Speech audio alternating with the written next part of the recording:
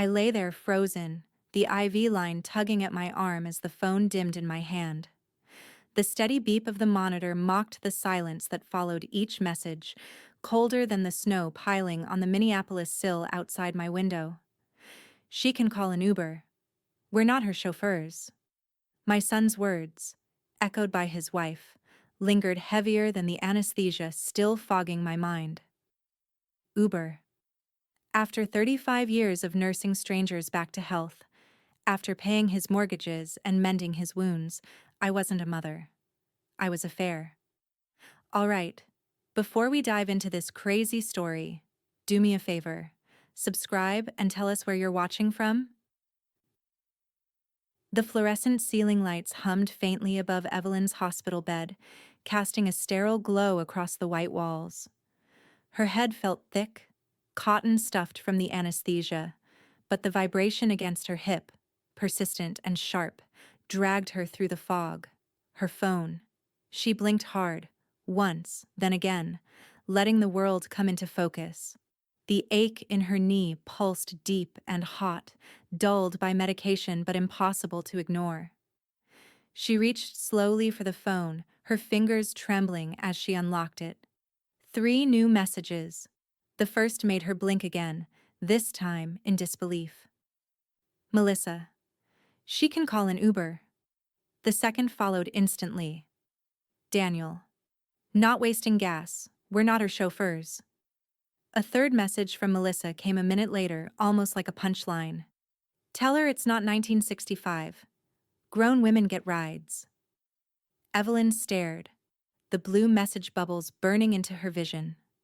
The hum of machines around her seemed to grow louder, more oppressive. A nurse's voice echoed distantly from the hallway, but Evelyn heard none of it. Her heart thudded against her ribs, hard, uneven. They weren't coming.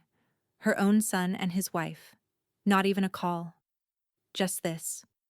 Dismissive texts like she was an inconvenience, an afterthought. She let the phone slide onto the bed, her hand curling inward, trembling. Her chest tightened, her breath shallow and rapid. Not from pain, not from the surgery, from shame. She turned her face toward the window.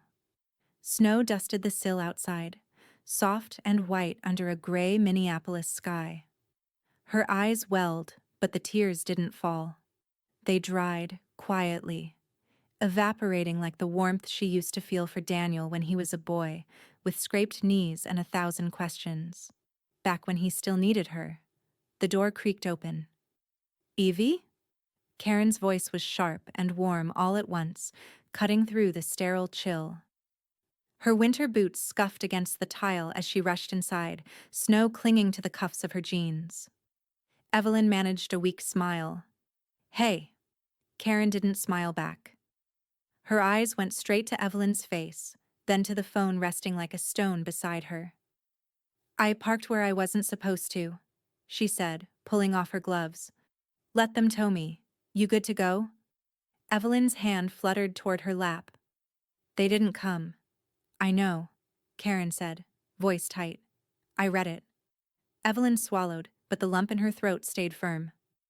Melissa said I should call an Uber. Karen's nostrils flared. That little?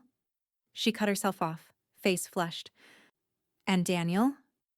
Didn't want to waste gas. Karen's jaw clenched. For a moment, she looked like she might throw her gloves across the room. Instead, she placed them slowly on the chair beside the bed and sat down hard. Evie, I could strangle him with that smug little Bluetooth headset he's always wearing. That pulled a low laugh out of Evelyn. It hurt, but it was something. Karen leaned in, her voice lower now. You've given them everything. Hell, you paid off their first mortgage, didn't you? Evelyn nodded. And their second car. Karen's eyes softened, but her voice didn't. Then they owe you respect, at the very damn least. Not this. Silence settled again, heavier than before. Evelyn looked toward the IV bag dripping into her arm.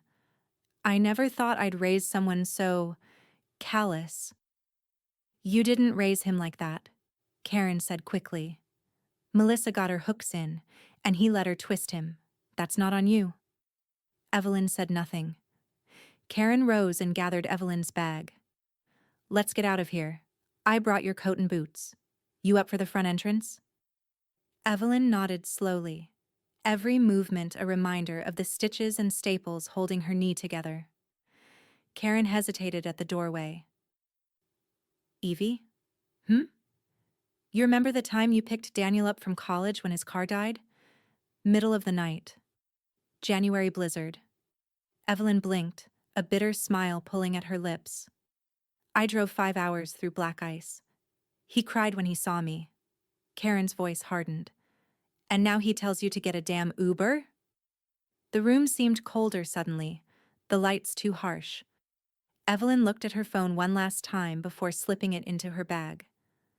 Then her eyes sharpened, the pain dulling just enough for something else to rise in its place. Resolve. She tightened her grip on the cane resting beside her, her voice quiet but firm. I want to go home. Karen moved to her side, steadying her. We'll stop at the diner first. You need soup. And a plan. Evelyn glanced sideways. What kind of plan? Karen's mouth curled into a smirk. The kind they won't see coming. Evelyn didn't answer. But for the first time since she'd read those messages, her chest didn't ache from betrayal. It hummed with something new. The house greeted Evelyn with a silence that felt different now. Less like peace, more like a reckoning. Snow flurries clung to the hem of her coat as Karen helped her inside, careful not to jostle her healing knee. The air smelled faintly of pine cleaner and old wood. Memories etched into every creak of the floorboards. Karen placed Evelyn's bag on the entry table and flicked on the hallway lamp. You good here? Evelyn nodded. Yeah, I want to sit at the dining table. Karen hesitated. Sure you don't want the couch? I said the table. The steel in her voice surprised even herself. By the time Karen settled her into the high-backed chair with a cushion beneath her, Evelyn had already motioned toward the cabinet beneath the bookshelf. Third drawer down, left side. The binder. A heavy black thing, leather-wrapped and zipped. She hadn't opened it in years, not since after Henry died. But she'd kept it updated. She always did. She was a nurse for 35 years. She knew what happened when people left things to chance. She placed the binder flat on the table and unzipped it with care. Her fingers, still stiff from the chill, flipped through labeled sections. House deed, healthcare proxy power of attorney financial accounts. She stopped there. Karen stood behind her silently, arms crossed, the air thick with anticipation. Evelyn pulled out the first document, a copy of her retirement fund statement. Her eyes scanned the print, the numbers, the designations. Primary beneficiary, Daniel Harris. Contingent, Melissa Harris. Her breath caught.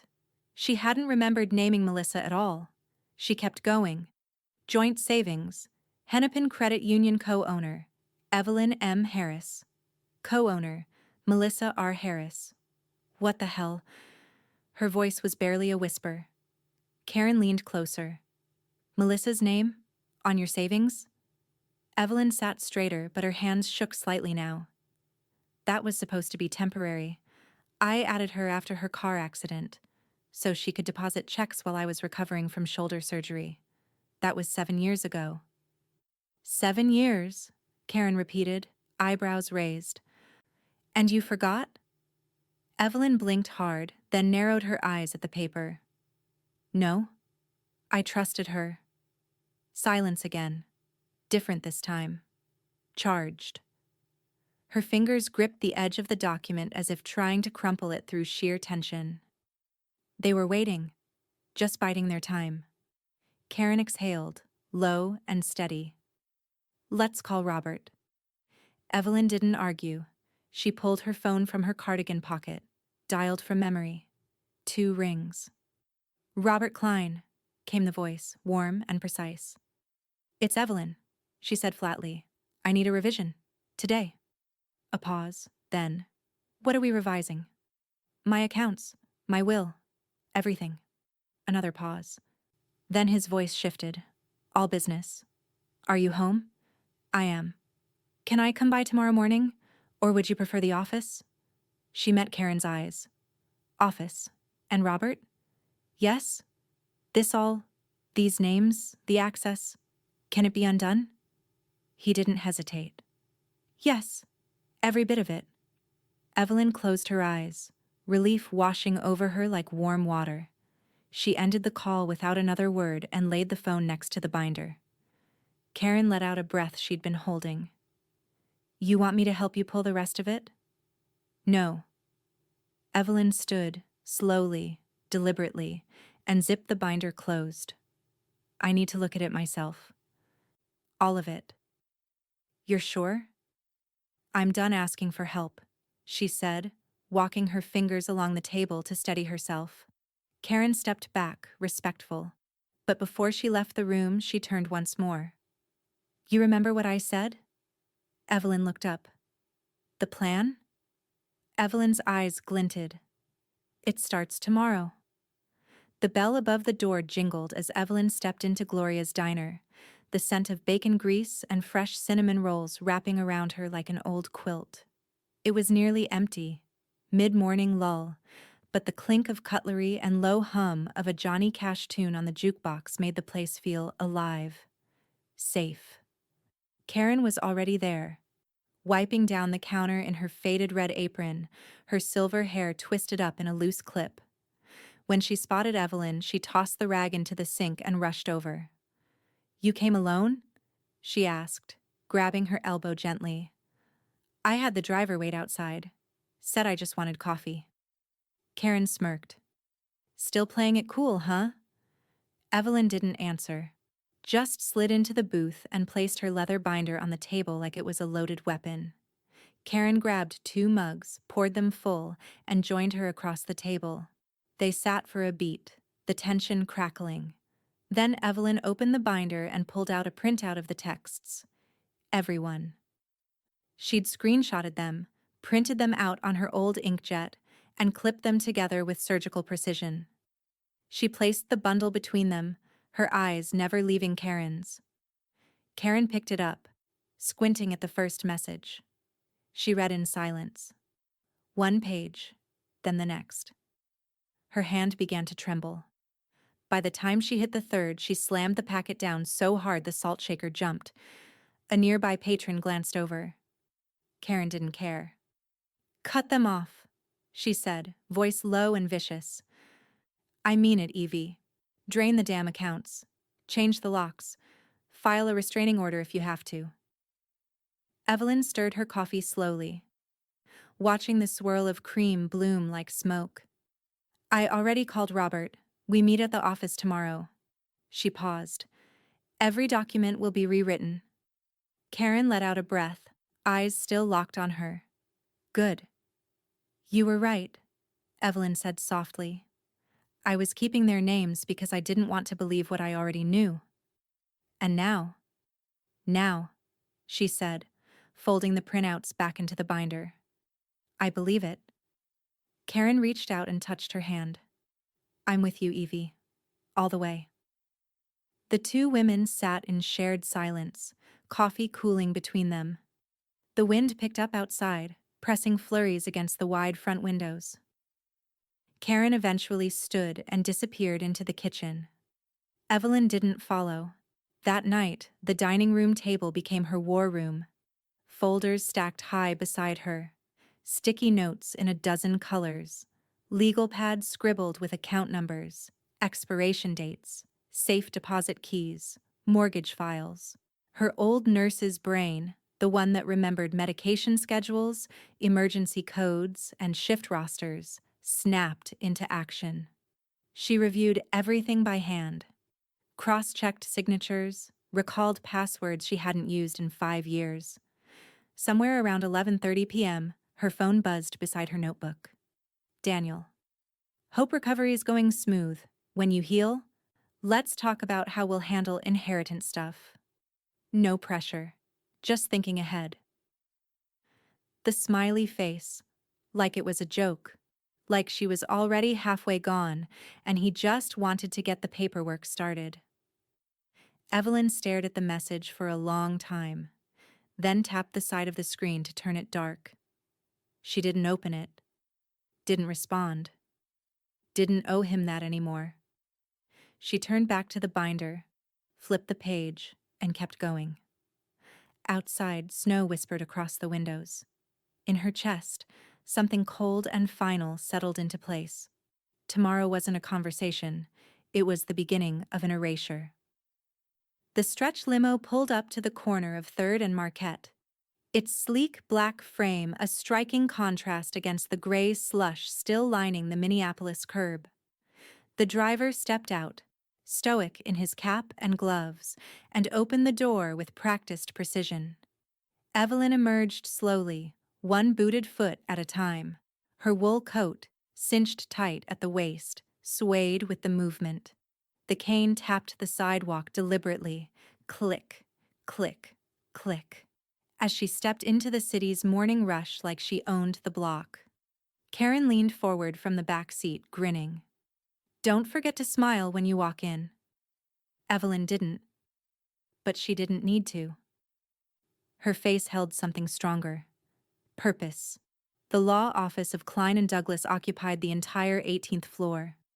Evelyn rode up in silence, her reflection in the elevator's mirrored panel staring back. Sharp-eyed, lips pressed flat, the binder tucked under her arm like a sealed verdict. When the doors opened, the receptionist, young, oversprayed, chewing on a straw from her iced coffee, froze mid-sip. "Good morning, Miss Harris," she said, scrambling to stand. "Mr. Klein is ready for you." As Evelyn passed, a junior associate looked up from her laptop. Another leaned toward a coworker and whispered, "That's her?" Evelyn didn't turn. Her heels clicked against the marble floor in even, unhurried rhythm. Inside the conference room, Robert Klein rose from behind a long table strewn with thick manila folders and legal pads. He looked crisp in a navy suit, wire-frame glasses perched low on his nose. "You look good," he said, gesturing toward the seat. "I feel awake," Evelyn replied. She laid the binder down, unzipped it, and slid the documents across. Robert scanned each page like a surgeon reviewing pre-op scans. "Retirement accounts, savings, property titles. You've done half my work already." "I didn't come to waste time." Robert offered a small, approving smile. "Then let's begin." He flipped through the prepared documents, drafted overnight after their call. Evelyn watched every movement of his pen as he drew red X's where she needed to sign. Each stroke felt like another cord being cut, another leak sealed in the ship she now commanded alone. She signed with the steadiness of someone who'd made her peace, and her decision. Her name flowed cleanly across the pages. No hesitation, no second-guessing. When Robert reached the final sheet, he looked up. "You're absolutely certain?" Evelyn tapped the capped pen once on the table. "They didn't drive me home. They won't ride on my name." He nodded once, then slid everything into a firm leather folder which he handed to her personally. "The next stop is the county records office," he said. "I already called ahead." The Hennepin County Recorder's office smelled like bureaucracy and old carpet. Evelyn stood in line at the counter, her cane tucked neatly under one arm, her folder pressed to her chest. Fluorescent lights buzzed overhead. A teenager argued about a car title 2 windows down, but Evelyn stood untouched by it all. When her name was called, she stepped forward to window 4. "Janet Olson," the clerk said without looking up. "How can I help?" Then her head jerked. "Evelyn?" Evelyn's lips curled just slightly. "Hi, Janet." "My goodness, I haven't seen you since church potlucks were still a thing. What are you doing in here?" Evelyn placed the folder flat on the counter and opened it slowly. "Cleaning house." Janet blinked, then nodded, glancing through the documents. "All right then." The woman moved quickly, stamping each page with practiced precision, the satisfying thud of rubber seals echoing across the counter. Thump, thump, thump. With each stamp, Evelyn felt a layer of weight fall away. Finally, Janet slid the final document back. And that's that.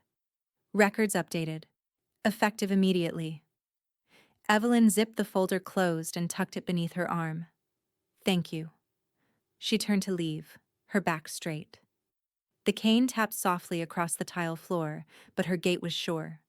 Outside, the wind had picked up again, scattering fine snowflakes across the pavement. Evelyn stepped out into it and paused, letting the cold kiss her cheeks. The limo pulled up once more, headlights cutting through the early light. She didn't get in right away.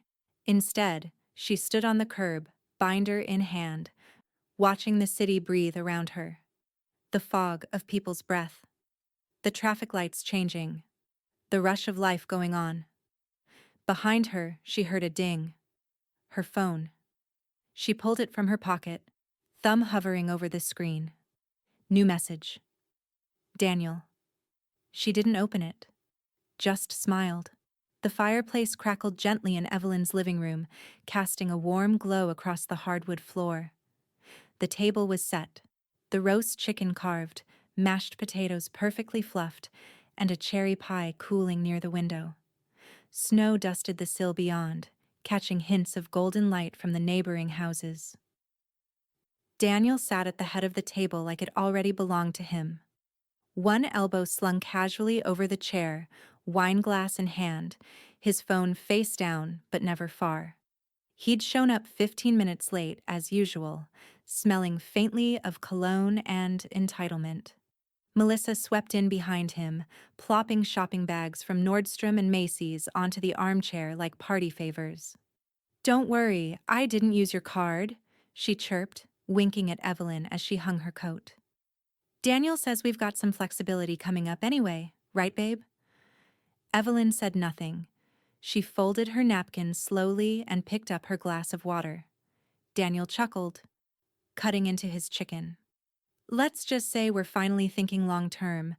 Time to start making decisions like grown-ups, right?" Karen, who had insisted on sitting directly across from Melissa, stabbed a green bean with unnecessary force.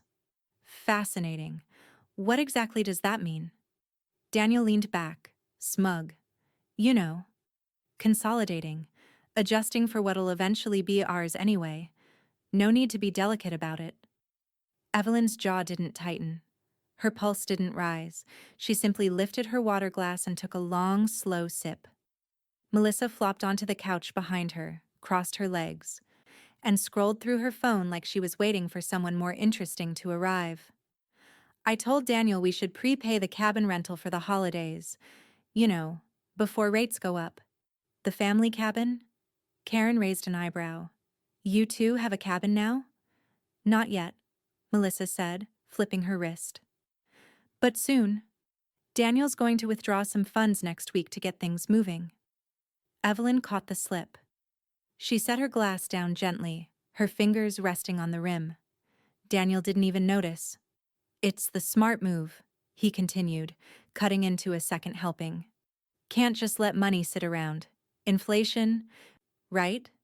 Karen glanced sideways at Evelyn, whose mouth twitched at the corner. "You're planning to withdraw funds?" Evelyn asked, her voice calm, neutral, like she was inquiring about the weather. Daniel nodded confidently. "Yeah. I mean, it's all ours in the end, so no point in acting like it's locked up. We'll just move some things into higher yield options. Maybe consolidate with our own accounts." Evelyn nodded slowly. "Sounds like you've thought this through." Melissa smirked. "We're planners." Karen let out a soft cough that barely disguised a scoff. Daniel reached for his wine. "You'll appreciate it once you're not dealing with it all yourself. I mean, come on. Doing paperwork this late in life? That's what we're here for." Evelyn's fingers tapped once on the rim of her water glass. "Of course." Silence settled for a beat. The only sound was the clink of silverware and the distant wind curling around the eaves of the house. Then Evelyn stood, using the cane only slightly for balance. "I'll get dessert." Karen rose too. "Let me help." They disappeared into the kitchen. As soon as the swinging door shut behind them, Karen spun. They have no idea, do they? Evelyn opened the oven door, retrieved the pie, and placed it on the counter. Not a clue. Karen whistled, impressed. He's out here giving TED Talks about money that doesn't exist anymore. Evelyn sliced the pie with clean, practiced movements. Let him. The crash is coming. Karen folded her arms, eyes narrowing with satisfaction. You going to tell them? Evelyn didn't answer right away. Instead, she set the slices on plates. Neat, even, perfect. Then she turned, voice soft and lethal. No, I'm going to let the bank tell them. The fire had burned down to glowing embers, and the house had fallen quiet again. Empty plates cleared, leftover pie boxed and sent home with Karen. Evelyn moved slowly through the living room, her cane tapping softly on the wood as she made her way toward the study. She flicked on the lamp. The soft amber light lit up the old roll-top desk. Henry's once, now hers in name and function. She opened the top drawer, pulled out the manila envelope Robert had handed her at the end of their meeting. Her thumb slid under the seal. One firm rip. Inside, fresh account statements. All of them bearing her name, and only hers. Checking. Sole owner, Evelyn M. Harris Savings. Sole owner, Evelyn M. Harris Revocable Trust. Primary trustee, Evelyn M. Harris. Beneficiaries, Karen Doyle. Minneapolis General Hospital Foundation. Not a trace of Daniel. Not even a ghost of Melissa. Evelyn held the papers in her lap, staring at them in the soft light. The numbers hadn't changed. The digits were the same as they were a week ago. But something else had. Her body exhaled a tension she hadn't even realized she'd been clenching. Her shoulders relaxed. Her jaw unclenched. The weight wasn't just lifted. It was gone. Like a room aired out after years of stale air. Karen padded in from the kitchen, wiping her hands on a dish towel. "Coffee's on," she said, then paused, seeing Evelyn's face. "You opened them." Evelyn nodded. Karen moved to her side and, without a word, wrapped her in a long, tight hug. "I'm proud of you," she murmured. Evelyn didn't reply, but her hand lingered on Karen's back a little longer than usual. They sat together in the quiet, neither woman rushing to fill the silence. Outside, snow had begun to fall again. Light, steady, like powdered sugar sifting from the sky. The phone buzzed against the desk. Evelyn sighed and reached for it. A missed call from Daniel. Voicemail pending. Karen made a face. "Don't tell me he's finally realized what's coming." Evelyn pressed the icon, holding the phone just far enough to keep his voice from touching her too closely. "Hey, Mom. Listen, I've been thinking. We should probably go over the accounts in person. You know, maybe meet at the bank Monday? Just clear things up. Nothing urgent. Just want to get aligned on the numbers before we make any big decisions. Hope you're resting. Love you." There it was again. We. Aligned on the numbers. Big decisions. Evelyn stared at the screen, then slowly lowered the phone onto the desk. "Still thinks it's his," Karen muttered, shaking her head. "Man's got the situational awareness of a potato." Evelyn chuckled, low and quiet. "No. He just thinks he can outmaneuver me, charm me, wear me down." Karen poured 2 mugs of coffee and brought one over. "So?" Evelyn picked up the phone, hovered her finger over the voicemail, then deleted it. One soft tap. Gone. She took a sip of coffee. "That's the last voicemail he'll leave where he thinks he's in charge." Karen raised her cup.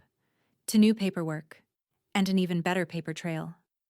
They clinked mugs gently, smiling over the steam. Outside, snow continued to drift down, blanketing the front yard. softening the edges of the world. For the first time in months, Evelyn felt no dread at the thought of tomorrow. No weight in her chest when the phone buzzed, no obligation to explain herself. She was no longer waiting to be treated right. She'd rewritten the rules. The morning sunlight filtered through gauzy curtains, stretching soft lines across Evelyn's kitchen table. The snow from the night before had settled like frosting across every roof in sight. A pot of oatmeal simmered on the stove, steam curling upward in lazy tendrils. Evelyn sat at the table, her iPad resting against a ceramic butter dish shaped like a hen. She tapped open Facebook, not for pleasure, but for curiosity's sake. The feed loaded slowly, as if even the internet hesitated before showing her what it knew she'd find. And there it was. Melissa Harris. 2 HRs ago, selfie in the car, oversized sunglasses, faux fur collar up to her ears. Caption: when your hard work finally pays off and the future starts looking expensive, Sacher family wealth. Basher next. Chapter Chakhik, Investing iNews. Evelyn snorted into her tea. Another post scrolled into view. Melissa Harris. Yesterday's shopping bags piled on a marble countertop, all tags visible. Caption: prepping for our big sit-down Monday. So grateful to be in a position to make the kind of decisions that matter. Blessed. Smart moves. Legacy planning. A comment underneath from Daniel's cousin in Duluth caught Evelyn's eye. Cousin Gina. So sweet. Heard you and Daniel are helping Evelyn with her finances now. Must be a huge relief for her. Evelyn blinked, then tilted her head, rereading it just to be sure. Her thumb hovered over the reply box. She could correct it, clear the air, reclaim the narrative. Instead, she typed slowly, Evelyn Harris. We'll see. She hit send. One short sentence. Nothing more. From the hallway came the sound of Karen humming off key to something playing on her phone. She wandered into the kitchen in flannel pajama pants and a hoodie that said, "Legalize cinnamon rolls." Karen glanced at the screen. She posting again? Twice this morning already, Evelyn said, passing the iPad. Karen read aloud in her best reality TV voice, "Family wealth. Legacy planning. Oh girl, you've got her writing her own comedy special." Evelyn sipped her tea, her expression serene. She's cosplaying rich. Karen cackled, nearly doubling over. Let them dream, baby. Let them dream. Evelyn chuckled softly and stood. She walked over to the sideboard where her cane leaned against a glass dish full of wrapped caramels. She picked it up, wiping a smudge from the brass handle with a dish towel. There was something almost regal about the motion, like a queen polishing her scepter. "Why do you keep that thing so clean?" Karen asked.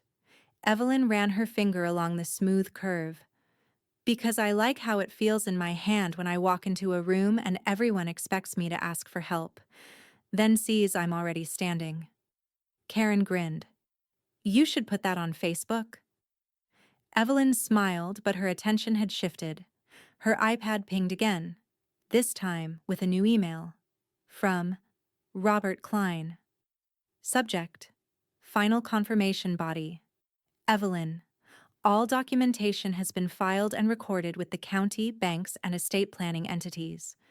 Everything is locked in. You are in full, uncontested control of every asset and designation. Let me know if you need anything further. Otherwise, enjoy your weekend. Robert Evelyn stared at the message for a long moment, then set the iPad aside. No reply needed. The confirmation wasn't for Robert. It was for her. Behind her, Karen poured more coffee.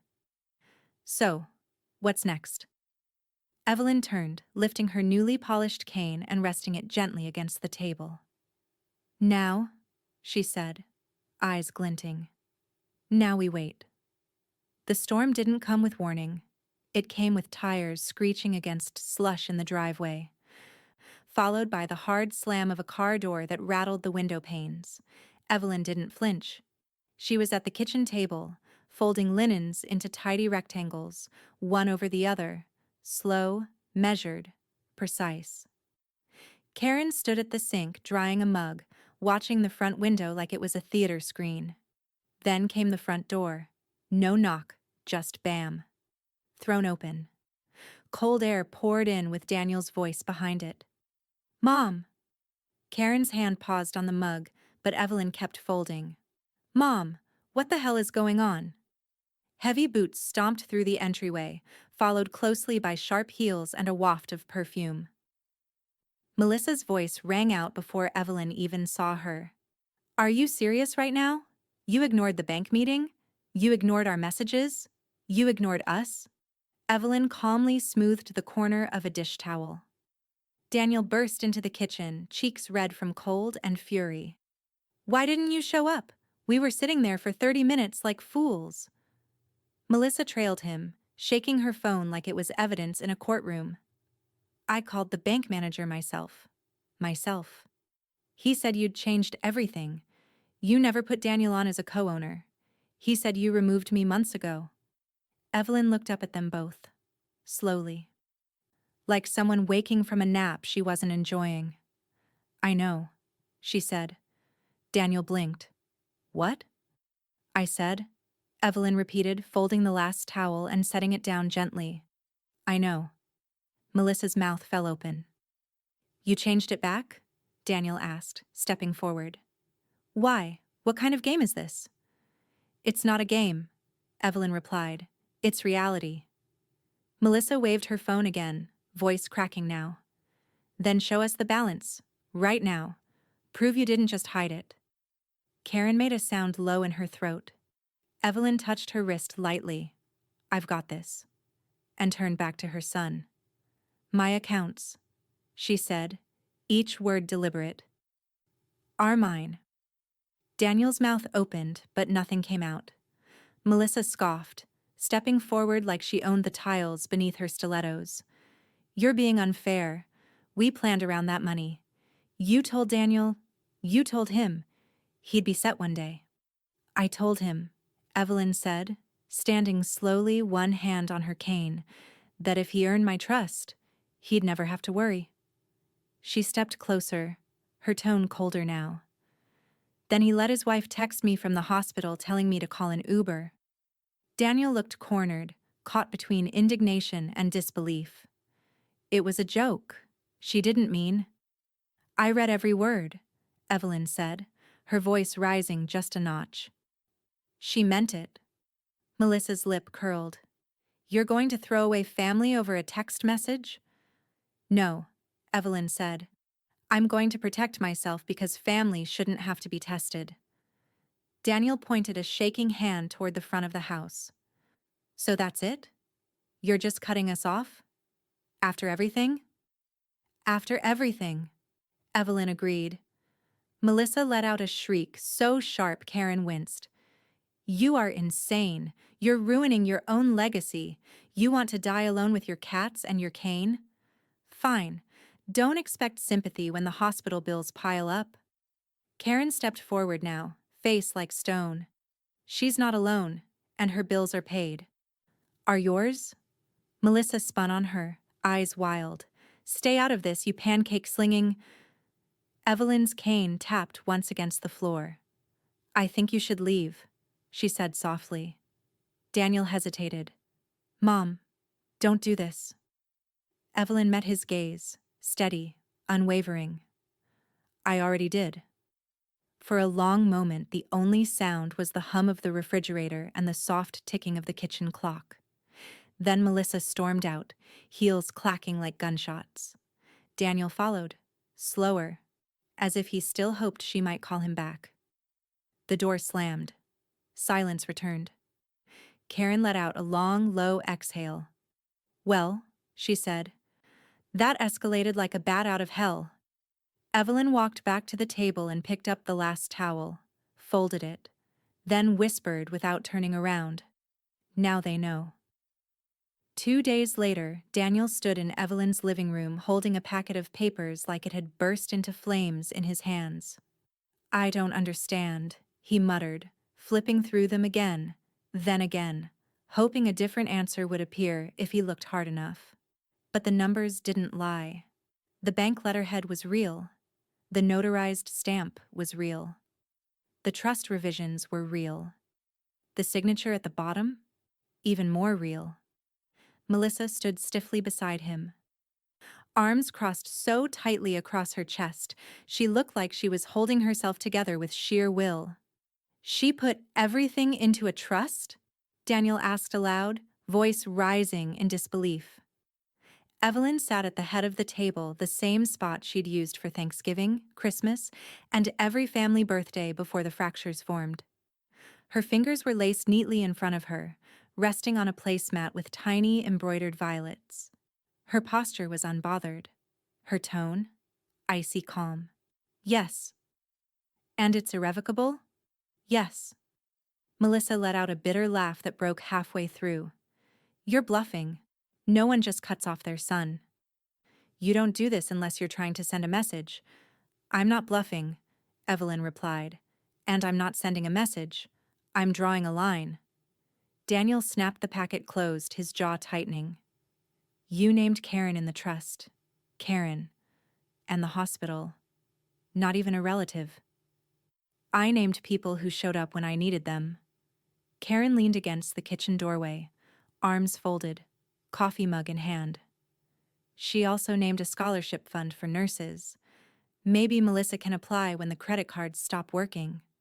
Melissa turned on her, eyes blazing. "Oh, screw you, waffle witch." Karen took a sip. "Delicious." Daniel took a breath, tried to collect himself. His tone shifted just slightly, still wounded, but now rehearsed, like a man adjusting his strategy mid-game. "Mom, look. This feels extreme. You're upset, I get it. But there has to be some way to fix this. Can we reset?" Evelyn looked at her son, eyes steady, mouth a thin line of resolve. "There's no reset," she said. "This wasn't rage. This was reason." "You didn't even tell us." "Because I knew what you'd say," Evelyn cut in. "You'd cry, you'd stall, you'd guilt me. And maybe 10 years ago, that would have worked." She leaned forward slightly. "But I don't need approval to protect myself. I needed a pen, and Robert gave me one." Melissa threw her hands up. "This is financial abuse. You're elderly. This is coercion." Karen laughed from the doorway. She just used the word coercion like she read it in a brochure at the mall. Evelyn remained still. "I may be old, Melissa, but I am not confused." Daniel took a step closer, fists clenched. "You're punishing us for one moment, one lapse." Evelyn tilted her head. "Do you know what the law says about a trust, Daniel?" He didn't answer. She continued, voice measured. "It says you can't contest it. Not unless you can prove undue influence or fraud." "And you can't," Karen added, smiling.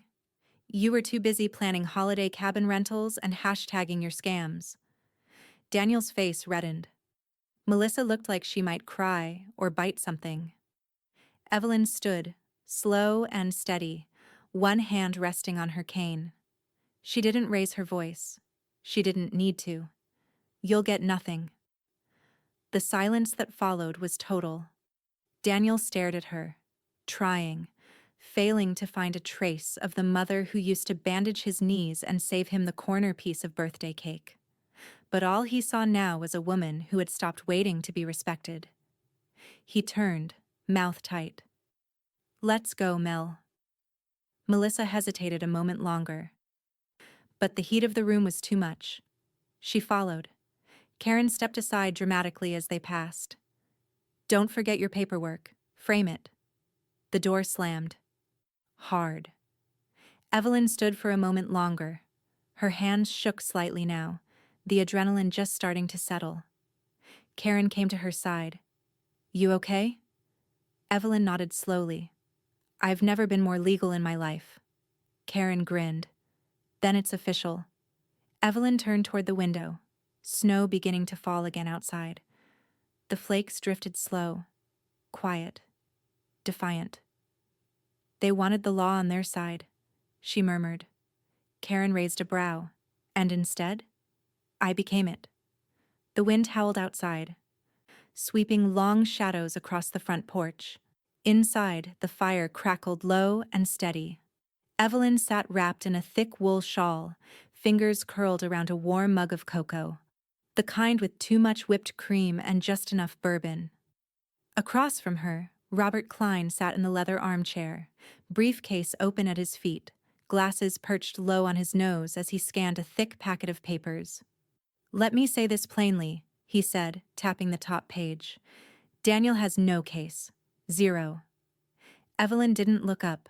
She was watching the flame dance in the fireplace. Robert continued, his tone somewhere between clinical and victorious. "Everything is sealed, signed and filed. The trust is irrevocable. The asset transfers are recorded. The beneficiary changes are notarized. And the digital trail is cleaner than most estate plans I've seen in 25 years. Unless you were drugged, kidnapped, or hypnotized, no judge in this state would even take the hearing seriously." Evelyn took a slow sip, the cocoa warming her chest. "So the tantrum was all bark?"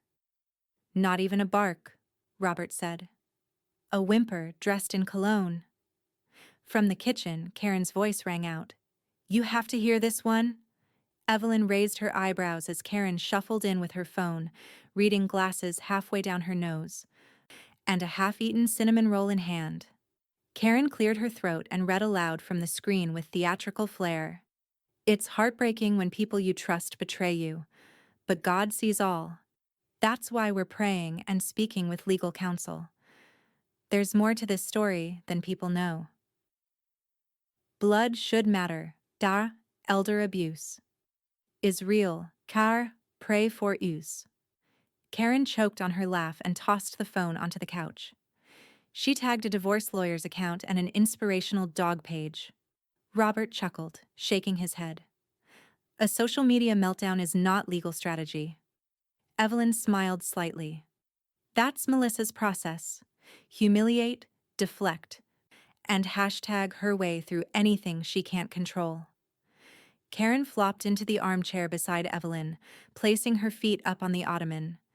"They're hoping to scare you into cracking, or embarrass you into a phone call." "They'll get neither," Evelyn said, setting her mug down gently on the coaster. Robert closed the folder and leaned back. "They may huff and puff, Evelyn, but this house isn't coming down. If they want to file, let them waste the filing fee. All they'll get is a judge's sigh and maybe a suggestion to grow up." Karen raised her mug in a toast. "To airtight paperwork and emotionally bankrupt relatives." Evelyn clinked her glass to hers, a small but satisfied smile playing on her lips. "And to the man who made sure every I was dotted and every Daniel was dotted out." Robert chuckled, starting to pack up his briefcase. "You're not just covered, you're untouchable." The wind rattled the window again, but inside, the world was warm and still. Karen returned to scrolling through Melissa's feed, reading aloud between giggles. "Forgiveness is for everyone, but boundaries are holy. God removes people to protect your peace." Evelyn shook her head. She quotes scripture like it's a mood ring. Robert stood and fastened his coat. "Let them spiral. Just don't answer their calls, Evelyn." "I won't," she said. "I have nothing left to say." Karen pulled the throw blanket higher over her lap. "Do you think they'll stop?" Evelyn looked into the fire, eyes reflecting gold and orange. "They won't," she said. "Then what do we do next?" Karen asked. Evelyn didn't answer right away. She leaned forward, took one last sip of cocoa, then set the mug aside with finality. Then she spoke, voice cool and even. "We wait for the silence to settle. Then we turn up the volume." Evelyn was halfway through her crossword puzzle when the crunch of tires on icy gravel snapped her pencil mid-word. She knew that engine. Karen looked up from the couch, holding a steaming bowl of soup. "Please tell me that's UPS." But it wasn't. The front door creaked open before either of them could move. Daniel. Wearing gloves, a puffer vest, and the same grim determination he used to wear to high school wrestling matches. He didn't even knock, just barged in, arms full of cardboard boxes. Evelyn stood slowly, cane steady against the hardwood, her breath already leaving in a slow, frozen stream. Daniel stomped down the hallway like he had every right in the world. "Just grabbing a few things," he said over his shoulder. "No need to make it a whole thing." Karen's soup spoon hovered in midair. "What the hell is he doing?" Evelyn didn't answer. Daniel disappeared down the hallway, returning a moment later with a second stack of boxes, framed photos, old files, and something that looked like her late husband's shaving kit. "Daniel," Evelyn called, her voice even. He didn't stop. "Just the essentials. You always said this house would be mine eventually. Might as well start moving a few things now." That did it. Evelyn moved to the hallway and stood firm, blocking the corridor like a dam against rising water. Daniel stopped 3 feet in front of her, huffing. "Seriously?" She looked him square in the eye. "This is not your house." He scoffed. "Don't be dramatic. You said—" "I said," she cut in. "If you acted with honor, this house would be a home for you. Instead, you came in like a thief. I'm your son. You were. Now you're a trespasser." From the living room, Karen had her phone raised, already filming. "Smile, sweetie. This is going on the cloud."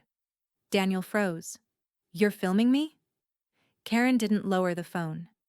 "You entered without permission, took personal property, and are now being politely asked to leave by the legal owner of this home. I'd say that's worth a reel." Daniel's mouth opened, then closed. From across the street, a curtain shifted. Then another. Mrs. Chambers was watching. So was Dave from next door. A couple walking their dog slowed to a near stop on the sidewalk, pretending to adjust the leash. Small-town suburbia didn't miss much, and Daniel had made a scene. He dropped one of the boxes with a thud. "Fine. Call the cops if you want. See who they believe." Evelyn didn't move. Already did. At that moment, a patrol car rolled up the driveway. 2 officers stepped out, one middle-aged and weathered, the other young and observant. Karen waved them in like they were late to dinner. "Ma'am," said the older officer, addressing Evelyn. "This your residence?" "Yes." "Is this man your guest?" Evelyn tilted her head. "He was, until he broke in." Daniel stepped forward. "I'm her son. I have—" "Do you have keys?" the officer asked. "No, but—" "Any mail addressed to you here? Driver's license showing this as your home?" Daniel faltered. "No, but she always said—" The younger officer chimed in. "Mr. Harris, we were given a heads up by the homeowner. There's already a trespassing complaint on file. You're free to leave, or we can escort you out formally." Daniel's eyes darted between the officers, then back to Evelyn. "You're really doing this?" Evelyn looked at him, steady and calm. "I already did." The silence between them stretched, long and awkward, broken only by the rattle of the dog's leash outside. Daniel picked up his box, just one now, and stormed past the officers. Karen followed him with the camera until the front door slammed behind him. One officer stayed behind to confirm paperwork. The other walked Daniel to his car, slow and professional. Karen looked down at her phone, grinning. "You know what this needs? Music. Something with drums." Evelyn turned back to the window. Across the street, the neighbors were still watching. She raised her hand and waved. The next morning, Evelyn arrived at Robert Klein's downtown office wearing her late husband's pea coat and a silk scarf knotted tightly beneath her chin. Minneapolis wind cut sharp around the corners of the glass towers, but Evelyn moved with calm precision, like the cold had finally met something it couldn't chill. Karen walked beside her, carrying a thermos of coffee in one hand and a paper bag with warm muffins in the other. "You know," she said, glancing up at the building, You've had more meetings with lawyers this month than most people do in a lifetime. Evelyn's lips quirked. They're cheaper than therapy. And more effective. They entered through the glass doors, nodded at the familiar receptionist, and were ushered straight into the conference room, no wait. Robert stood, smiling warmly. Ladies, come in. Coffee? Karen held up the thermos. Brought our own. Evelyn moved toward the head of the table where a thick blue folder already waited. She glanced at the tab. Harris, Evelyn M. Last will and testament. Robert gestured to the chair across from him. We're all set. This is the final version with your edits. I just need your signature and a witness. Karen dropped into the seat beside Evelyn. I brought a pen and my reading glasses, in case that's your way of asking. Robert grinned. You're reading my mind. Evelyn opened the folder and began flipping through the pages, her fingers steady. It was all there, just as she'd written it. House and all personal belongings to remain in her trust under Karen Doyle's stewardship. Savings to be divided between the Minneapolis General Hospital Foundation and a scholarship for local nursing students in memory of her late husband, Henry. No allocations. No carve-outs.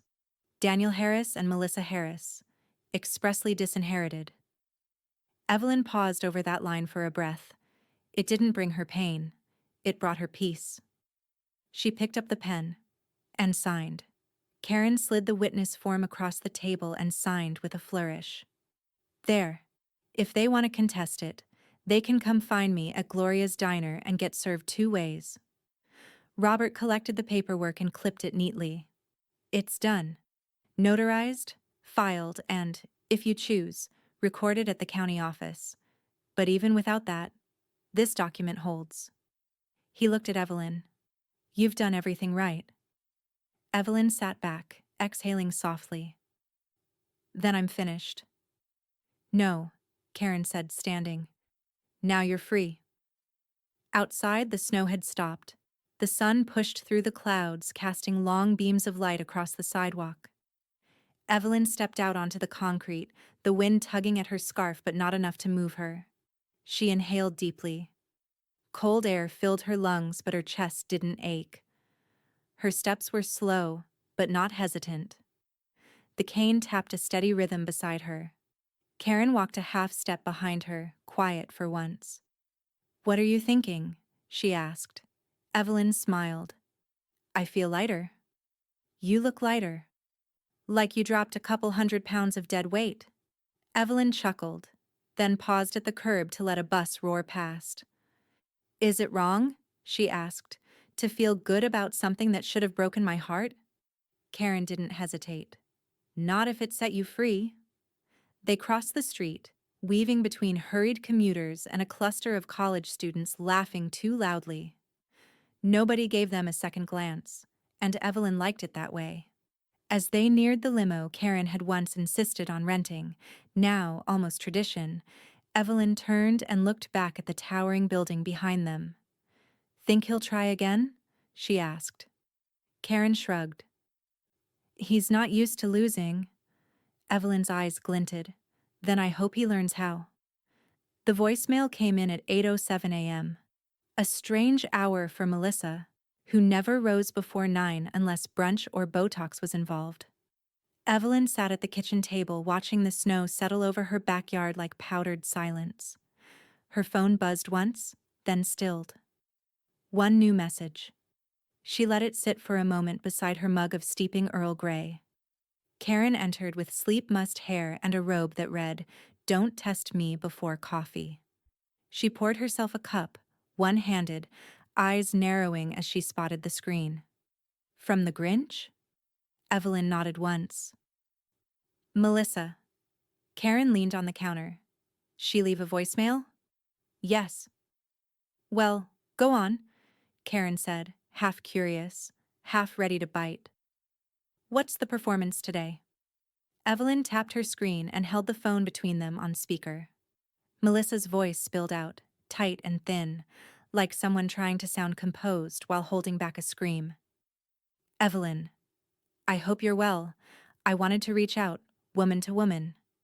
Daniel's been under a lot of pressure, and I think this whole situation's just escalated in ways none of us intended. We don't want to fight. We don't want this to get messy.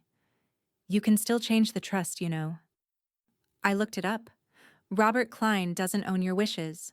Just think about the future, about family, about what Henry would have wanted.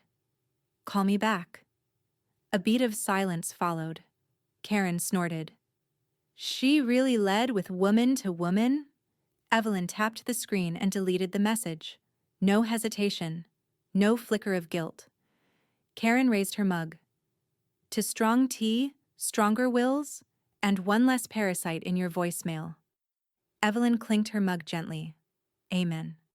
Later that day, Evelyn walked slowly down the icy sidewalk leading toward downtown. Karen had offered to drive, but Evelyn had waved her off with a smile. I need to feel it, she'd said. The cold. The walk. The choice. Wrapped in her wool coat and scarf, boots crunching softly with each step, she passed familiar homes, front yards layered in snow, holiday lights still clinging to gutters like leftover confetti from a celebration no one quite cleaned up. Neighbors waved from porches. She nodded, lifted her cane in greeting, and kept going. It was her favorite kind of cold, sharp but clean. The kind that made you feel every part of your body, the kind that whispered, "You're still here." She reached Minneapolis General Hospital just as the chapel bell chimed noon. Inside the marble lobby, she approached the donation office like she had the law office 2 days before, unhurried, unbothered, unmistakably in charge. The receptionist, a young woman with a nervous smile and chipped pink nail polish, stood as Evelyn approached. Mrs. Harris, you're early. I'm always early, Evelyn said. She handed over an envelope. Inside, a signed document authorizing a secondary donation, 6 figures, earmarked for nurse continuing education and family housing assistance. In memory of Henry, she said, voice firm but warm, and for the ones who will never have family money to lean on. The receptionist blinked. This is incredibly generous. No, Evelyn said. It's necessary. On the walk back, she passed her own street slowly. The sun peeked through the clouds and cast long, golden light across the rooftops. Every step felt lighter. Not because the pain was gone, her knee still ached, but because nothing else did. Her chest, once tight with resentment, now held only space. No guilt, no doubt, no more waiting for people to do right by her. She had done right by herself. Back at the house, Karen sat at the window with a crossword book and a half-finished latte. She looked up as Evelyn walked in, cheeks pink from the wind, eyes glinting like frost catching fire. Karen smirked. Back from saving the world?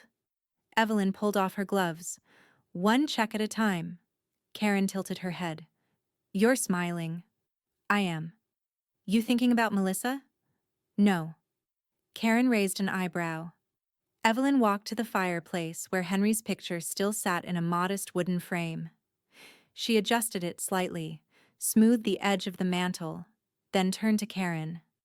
I'm thinking about legacy, she said. Theirs was built on assumption, mine, on action. Karen stood, moved to her side. And if they try again? Evelyn looked at the flames. They'll be chasing a ghost. The news broke on a Thursday morning, tucked between articles about a city council vote and a snowplow schedule update in the Minneapolis Star-Tribune.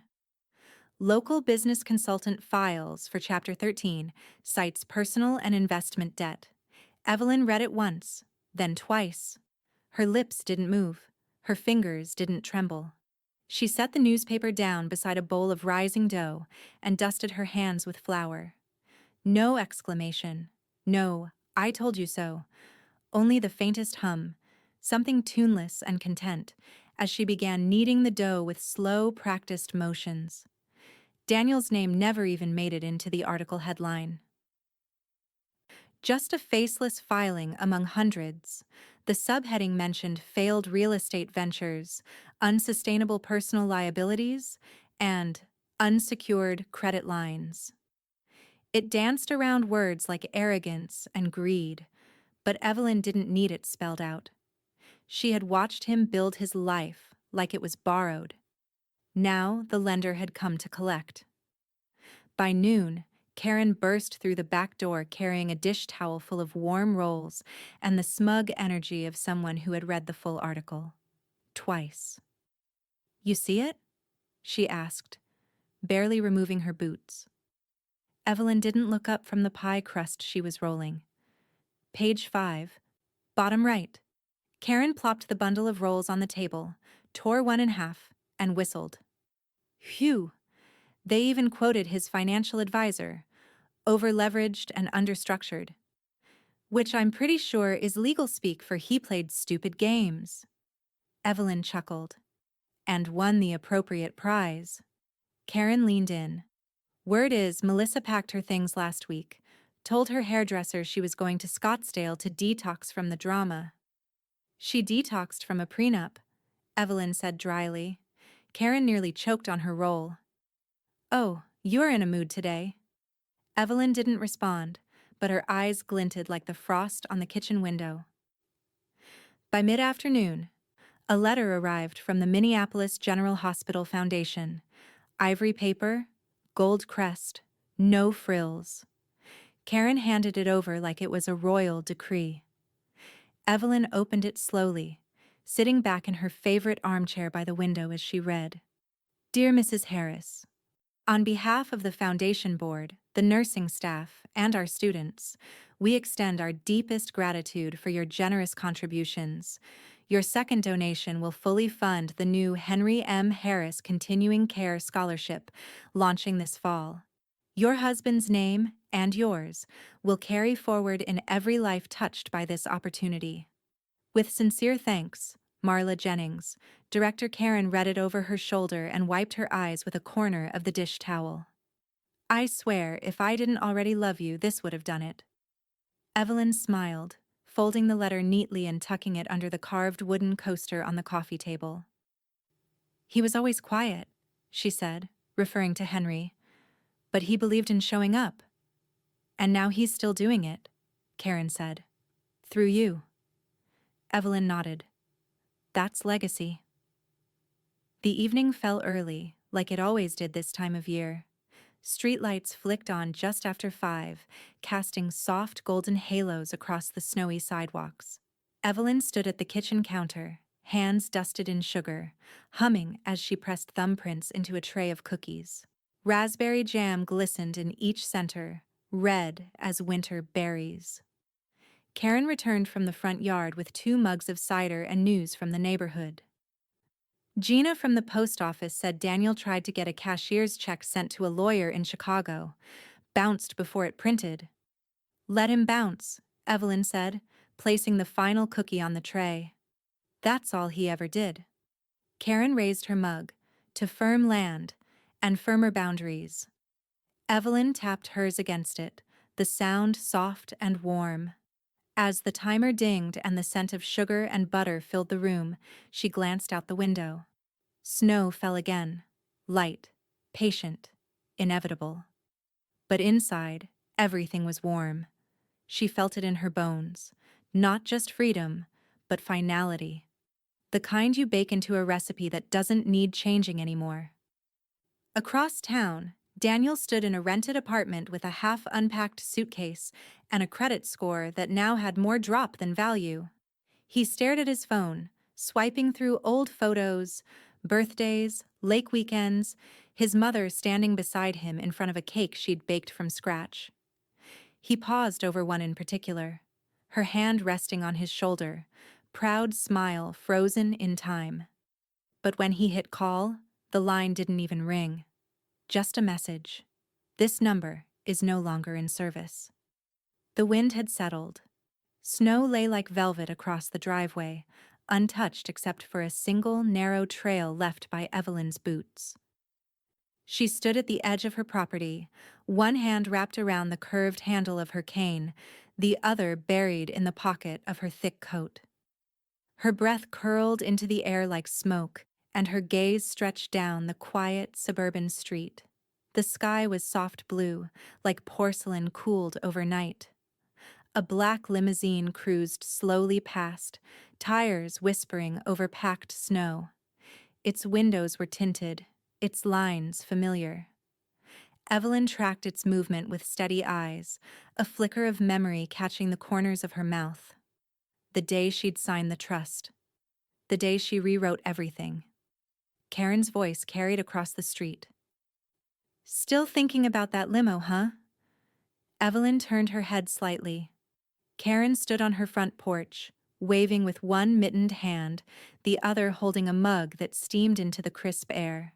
She wore a ridiculous knit hat that had antlers on it. "Can't believe you didn't keep the driver's number," Karen teased. "You made that entrance like a Bond villain with better posture." Evelyn smirked. "One grand exit is enough. The rest of them?" They walked out. A laugh echoed from across the street. Then Karen disappeared inside. Evelyn stayed. From the mailbox, a soft shuffle. She moved slowly, the cane tapping rhythmically beside her as she retrieved the day's envelope stack. Ads, coupons, one red holiday card, thick, embossed, no return address on the front. Inside, the clean black lettering read, "Season's Best, from your favorite paperwork magician, Robert Klein." She smiled, tucked it under her arm like a secret. Back inside, she unwrapped her scarf and set the mail on the entry table. The house smelled of cinnamon and citrus. Karen's rolls were still warm under a tea towel, and the fireplace clicked softly as it reset its flame. She moved toward the armchair and picked up the latest hospital newsletter. The pages slightly curled at the corners from being reread. Her eyes scanned the bolded headline, "The Harris Fund expands. New scholarships announced for 2025 nursing cohort, thanks to a continued anonymous donor." Below it, a photo of 3 young nurses, their eyes wide with possibility. Evelyn ran her fingers over the image but said nothing. Freedom wasn't loud. It wasn't even proud. It was quiet. And earned. It smelled like nutmeg, sounded like silence, and felt like waking up in a house where no one was pretending anymore. She set the newsletter down and walked to the front window, cane clicking softly on the hardwood. Outside, the street shimmered in the late afternoon light. Families shoveled driveways. A child in a puffy red coat made snow angels on a neighbor's lawn. Somewhere, a dog barked, brief and joyful. Across the street, Karen appeared again, this time holding a box wrapped in butcher paper and tied with twine. She waved it overhead like a trophy. "I made your favorite." Evelyn opened the front door before Karen could knock. The 2 women stood facing each other, one with flour on her sleeve, the other with wind in her hair. Karen handed over the box. "From my kitchen to your castle." Evelyn smiled. "From my trust to your tax bracket." They both laughed. Back inside, Evelyn sat at the table and poured 2 cups of tea. No hurry, no shadows. Just warmth in a house that no longer echoed with expectation. Her phone buzzed once, a text from an unknown number. "Hey, this is Daniel. I know you blocked me, but I was wondering if we could just talk. Not about money. Just talk." Evelyn stared at the screen for a long moment, then powered the phone off. She didn't need closure. She had a furnace that worked, a pantry that was full, and a life that, after too many years, belonged fully to her. She sipped her tea, reached for the warm roll, listened to the snow falling gently against the windows, and thought of the last line of her story, the one that tasted like honey and heat, the one that no one could ever erase. They texted Uber, but I rode off in a limo, with my freedom fully paid.